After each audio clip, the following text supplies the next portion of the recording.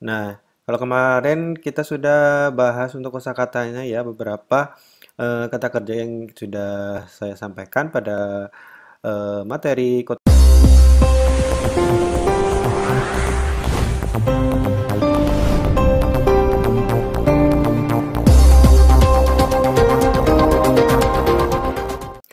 Halo, Assalamualaikum warahmatullahi wabarakatuh. Kembali lagi bersama saya, Selamat Riyadi dalam channel Kelas Jepang.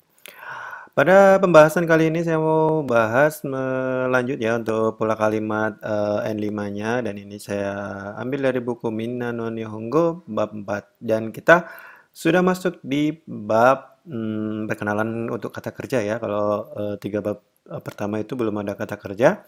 Nah, sekarang kita belajar perkenalan dengan kata kerja ya. Dan kita akan bahas untuk pola kalimatnya. Oke. Nah, di sini kita akan jelasin mengenai perubahan kata kerjanya, ya. Nah, kalau kemarin kita sudah bahas untuk kosakatanya ya, beberapa kata kerja yang sudah saya sampaikan pada materi kotoba. Nah, ini sekarang kita akan bahas bagaimana sih kata kerja itu bisa berubah dan bagaimana cara merubahnya. Nah, pada bab 4 ini kita akan belajar kata kerja dalam bahasa Jepang ya. Jadi, kata kerja dalam bahasa Jepang itu akan mengalami perubahan bunyinya tergantung waktu, bentuk negatif positif, serta beberapa pola kalimat tertentu ya. Intinya nanti dia akan berubah itu sesuai kondisi-kondisi tertentu gitu ya. Nah, dan yang kita bahas ini nanti masih paling hanya sebatas masu, maseng sama masta dan maseng desta. Kayak gitu ya. Nah, nah seperti ini. Nah, itu terus kita ini masu ini fungsinya buat apa sih? Nah itu digunakan untuk kata kerja atau predikat dalam bentuk sopan atau halus ya. Jadi kita untuk pemula itu kita diusahakan untuk menggunakan masu, bentuk masu ini ya. Masu ini maksudnya ya nanti untuk negatifnya pakai maseng, kalau untuk lampunya pakai masta ya. Jadi bukan masu semua, tapi tergantung lihat negatif atau positif. Kalau negatif maseng, kalau positif masu. Kalau untuk lampau masta, dan untuk negatif lampau itu untuk maseng desta. Nah, kemudian kalau dilihat dari eh timelinenya ya, timelinenya udah kayak film aja. Nah, di sini masu ini digunakan untuk ini ya, untuk menjelaskan peristiwa yang akan datang ya, kata kerjanya itu untuk kata kerja yang belum terjadi dan baru mau terjadi gitu ya. Atau bisa juga untuk menjelaskan sesuatu kebiasaan atau kebenaran. Jadi kebiasaan itu maksudnya mungkin aktivitas yang kita kerjakan setiap hari itu bisa ya. Kayak gitu. Intinya seperti itu sih, ini masih gampang. Nah, ini misalnya contohnya seperti ini ya. Watashi wa mainichi benkyou shimasu. Jadi, karena dia mainichi ya, setiap hari ya. Saya setiap hari belajar. Jadi, mainichi benkyou shimasu itu bisa menggunakan mas ya. Kemudian, kalau negatifnya itu tidak belajar, berarti mainichi benkyou shimasen. Kemudian, kalau masta ya berarti kita nggak boleh dong kita di sini pakai mainichi karena sudah terjadi ya, berarti di sini waktunya berarti ya ini saya ubah jadi kino. Kino itu kemarin, berarti ya watashi wa kino benkyou shimashita. Jadi berarti saya kemarin tuh belajar ya. Kemudian kalau untuk negatif lampaunya, watashi wa kino benkyou shimasen deshita. Kayak gitu ya penggunaannya, kira-kira seperti ini. Masih gampang, ini masih bab 4. Mungkin minasang yang udah belajar mungkin lewat aja, tapi bagi minasang yang masih pemula, yang udah baru belajar hiragana katakana, ini silahkan diperhatikan atau bisa dicatat. Nah, ini contoh-contoh perubahan kata kerjanya. Gampang ya, kalau misalkan minasang dari bentuk masu seperti ini, tinggal masunya itu diganti maseng ya. Mas, maseng, masta, maseng desta ya. Jadi si, mas. Jadi si, maseng. Si, masta, si, maseng desta. Kayak gitu ya. Okimas juga, okimaseng, okimasta, okimaseng desta. Nemas, nemaseng, nemasta, nemaseng desta. Yasumimasu, yasumimaseng, yasumimashita, yasumimaseng desta.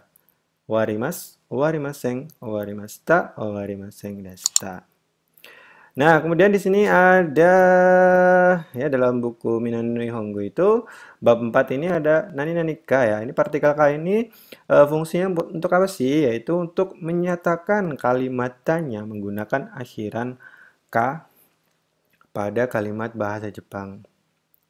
Jadi maksudnya gini, pada kalimat bahasa Jepang itu tanda tanya bisa digantikan dengan partikel ka ya, dan tetap diakhiri tanda titik ya, ini tanda ada titik ya.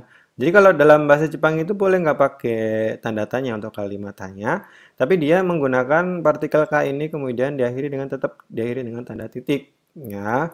Jadi misalkan ini kyo wa nanyobi desu ka? Nah, itu kalau nanyanya seperti itu ya. Dalam bahasa Jepang itu kalau bertanya itu dengan lantunan seperti ini. Kyo wa nanichi desu ka? Kyo wa nanyobi desu ka? Gitu ya. Desu ka? Nah, itu untuk bertanya ya. Ya, jawabnya nichiyobi desu ya. Tapi apakah boleh menggunakan tanda tanya? Untuk beberapa hal juga boleh menggunakan tanda tanya. Tapi kalau untuk sudah menggunakan tanda tanya, tidak menggunakan titik seperti ini lagi, ya. Kemudian, ini kalau kita mau nanya waktu gimana sih? Nah, di sini seperti ini. Ima nanji desu ka itu digunakan untuk menanyakan waktu ya. Ima nanji desu ka? Ya, ini K yang tadi ya, sama. Ima nanji desu ka? Sekarang pukul berapa? Rokuji ni 10 desu. Rokuji itu jam 6. Ni 10 itu berarti 20 menit ya, maksudnya jam 6 lebih 20 menit. Kemudian kalau untuk menyatakan 30 menit itu bisa menggunakan hang. Jadi bukan sanjupung ya, sanjupung des bukan, tapi misalkan jam 6.30 ya atau setengah 7. Nah, tapi kita bilangnya 6.30 ya, jangan setengah 7 nanti bisa bingung. Rokuji hang des ya, berarti pukul 6 lebih 30 menit ya. Jadi bukan rokuji sanjupung des, tapi rokuji hang des. Jam 6 lebih 30 menit. Seperti itu. Oke, nah di sini kemudian kita berkenalan dengan partikel ni. Partikel ni digunakan untuk menunjukkan waktu kalau sebelumnya di sini adalah kata-kata kata keterangan atau kata benda waktu ya. Misalnya jam ya bisa, atau misalkan apa namanya tanggal atau hari ya seperti itu. Nah, di sini kita menggunakan partikel ni ini digunakan untuk menunjukkan waktu ya. Misalnya, asta nanji ni hatarakimasu ka? Besok bekerja pada pukul berapa? Shiji ni hatarakimasu. Bekerja pada pukul 7. Nah, di sini boleh kita mengartikan partikel ni ini dengan kata pada ya. Pada pukul 7. Shiji ni ya. Pada pukul 7. Karena menunjukkan waktu, tapi pada kondisi lain atau pola kalimat lain itu akan beda lagi terjemahannya ya. Jadi harus disesuaikan dengan kondisi atau pola kalimat yang digunakan ya. Karena di sini waktu ya itu boleh dengan menggunakan terjemahan pada pukul, pada tanggal atau pada hari bisa. Nah, sekian ya, sangat mudah sekali, masih gampang, dan mudah-mudahan minasang yang menyimak bisa memahami penjelasan yang saya sampaikan, dan jangan lupa untuk subscribe, like, dan share video dari channel Kelas Jepang supaya kita bisa share video berikutnya. Assalamualaikum warahmatullahi wabarakatuh.